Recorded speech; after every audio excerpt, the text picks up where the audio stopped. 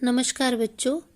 आज हम कक्षा 7 में संक्षिप्त महाभारत की पुस्तक में से अध्याय नंबर 11 पढ़ने जा रहे हैं, जिसका नाम है स्त्री पर्व। पढ़ना शुरू करते हैं। कौरव स्त्रियों का विलाप। पिछले अध्याय में हमने पढ़ लिया था कि दुर्योधन सहित सभी कौरवों की मृत्यु हो चुकी थी और 3 महारथी जो कौरव सेना में बच गए थे, कृपाचार्य, कृतवर्मा और अश्वत्थामा, उन्होंने पांडवों के 5 पुत्रों को मार दिया था, जिसके पश्चाताप के फलस्वरूप अश्वत्थामा को अपनी मणि पांडवों को देनी पड़ी थी और अपनी मणि के बिना वे बिल्कुल निस्तेज हो गए थे और उन्होंने संन्यास धारण कर लिया था। उन्होंने जिस ब्रह्मशिला नामक अस्त्र का प्रयोग पांडवों पर किया था, उसके प्रभाव के कारण उत्तरा के गर्भ में पल रहे अभिमन्यु के पुत्र की मृत्यु हो गई थी, लेकिन कृष्ण के वरदान के कारण उन्होंने उसे जीवित कर दिया था। अब आगे पढ़ते हैं। दुर्योधन की मृत्यु का समाचार सुनकर हस्तिनापुर में हाहाकार मच गया। राज परिवार शोक के सागर में डूब गया। धृतराष्ट्र और गंधारी रो रोकर बेसुध हो गए। महात्मा विदुर, संजय तथा महर्षि वेद व्यास जी ने उन्हें संभाला। धृतराष्ट्र राज परिवार की समस्त स्त्रियों एवं हस्तिनापुर के हजारों लोगों के साथ कुरुक्षेत्र के मैदान में गए।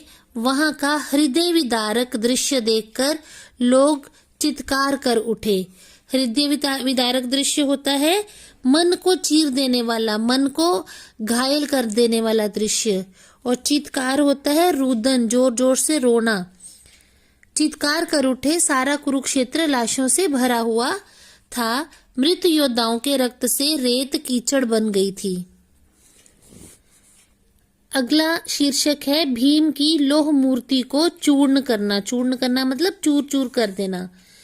युधिष्ठिर को धृतराष्ट्र सहित गंधारी का कुरुक्षेत्र में आने का समाचार मिला तो वे अपने भाइयों द्रौपदी और श्री कृष्ण के साथ उनसे मिलने गए। पांडवों तथा कृष्ण के प्रति रोष होता है गुस्सा, क्रोध। रोष होने के कारण उन्होंने किसी को आशीर्वाद नहीं दिया। वहां कृष्ण ने धृतराष्ट्र को अनेक प्रकार से समझाया। श्री कृष्ण ने कहा, महाराज, मैंने आपको पहले ही चेतावनी दे दी थी। दुर्योधन की अनीतियां होती हैं जो गलत कार्य होते हैं या अन्यायपूर्ण आचरण होता है। दुर्योधन की अनीतियों के कारण आज आपको ये दिन देखना पड़ रहा है। धृतराष्ट्र बोले, कृष्ण, तुम्हारा कहना ठीक है, धर्म की ही जीत होती है। दुख यही है कि इतने बड़े बड़े योद्धा चल बसे और सारी सेना नष्ट हो गई। अकेले भीम ने मेरे सभी पुत्रों को मार दिया। भीम कहाँ है? मैं उसे गले लगाना चाहता हूँ। उसने दुर्योधन सहित मेरे पुत्रों का वध किया है, पर है तो वह मेरा ही पुत्र ही। श्री कृष्ण धृतराष्ट्र के मन के पाप को समझ चुके थे कि वे कुछ भी अनर्थ कर सकते हैं। अनर्थ का मतलब होता है कुछ ऐसा जो बहुत बुरा हो, यानी उसका कुछ अहित कर सकते हैं। उन्होंने पहले ही भीम के आकार की एक लोहे की मूर्ति साथ ले ली। भीम धृतराष्ट्र से मिलने के लिए ज्यों ही आगे बढ़े, कृष्ण ने उन्हें रोक लिया और लोहे की मूर्ति आगे कर दी। धृतराष्ट्र ने उस मूर्ति को छाती से लगाकर इतनी जोर से दबाया कि मूर्ति टूटकर बिखर गई। धृतराष्ट्र हाय भीम कहकर रोने लगे। कृष्ण के चेहरे पर एक मुस्कान थी। उन्होंने कहा, महाराज, भीम जीवित है, आपने मूर्ति को तोड़ा है। धृतराष्ट्र ने अपने किए पर बहुत शर्मिंदा हुए। अगला शीर्षक है कृष्ण को गंधारी का शाप। श्री कृष्ण पांडवों के साथ गंधारी से मिलने गए। पांडवों ने गंधारी को प्रणाम किया और उन्हें तरह तरह से सांत्वना दी। सांत्वना देना यानी ढाढ़स बंधाया। गंधारी से मिलते समय द्रौपदी फूट फूट कर रो पड़ी। फिर दोनों परिवारों को परिवारों की स्त्रियों को लेकर धृतराष्ट्र के साथ पांडव और श्री कृष्ण कुरुक्षेत्र पहुंचे। वहां चारों ओर बिखरे शवों, टूटे रथों, मृत घोड़ों, हाथियों को देखकर सभी का हृदय दहल उठा। दहल उठना, हृदय दहल जाना का अर्थ होता है कांप उठना हृदय का। स्त्रियां अपने अपने प्रिय का स्मरण कर विलाप करने लगी। महर्षि व्यास ने गंधारी को दिव्य दृष्टि प्रदान की। गंधारी युद्ध का दृश्य देखकर व्याकुल हो उठी। दुर्योधन के शव से लिपटकर वह बिलक बिलक कर रो पड़ी। गंधारी की कृष्ण के प्रति क्रोधाग्नि भड़क उठी। उन्होंने कृष्ण को शाप दिया, कृष्ण तुम्ही ने हमारे वंश का नाश कराया है। जिस तरह हमारे वंश का आपस में लड़कर अंत हुआ, उसी प्रकार तुम्हारे वंश का भी विनाश होगा। श्री कृष्ण ने ये सुनकर भी सभी मृतकों का दाह संस्कार करवाया। अगला शीर्षक है युधिष्ठिर का शाप।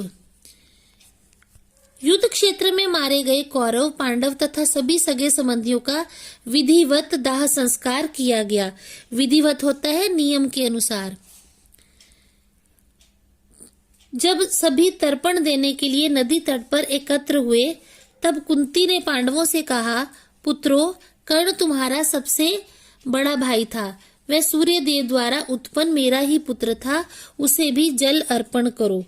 तर्पण होता है मृतक को जल अर्पण करना।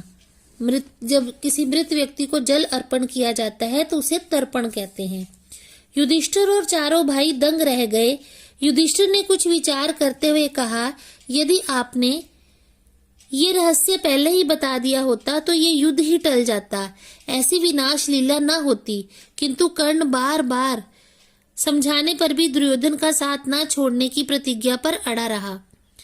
युधिष्ठिर अत्यंत दुखी हुए। वे पश्चाताप की आग में जलने लगे।